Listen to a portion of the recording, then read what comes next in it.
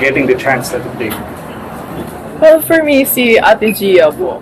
Kasi, yun nga, she's super experienced siya na setter and I'm excited to be like na maging setter siya sa team namin. And yun nga, nakaka-pressure pero masaya siya, magandang experience siya for me.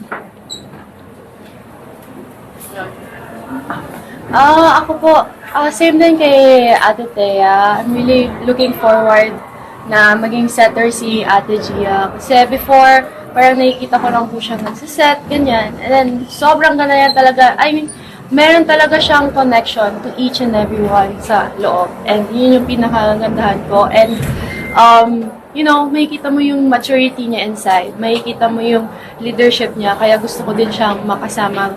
Yung nilook forward ko. And also, yung nilook forward ko din is yung sila Cassie, Nonggalio, si Bella Belen, sila Ate Alay Solomon. So, syempre, magkalaban kami sa APS. So, I really look forward na makalaro sila sa national team and isa yung goal namin. For me, si Ate Gia Morado. Kasi I've been looking up to her ever since.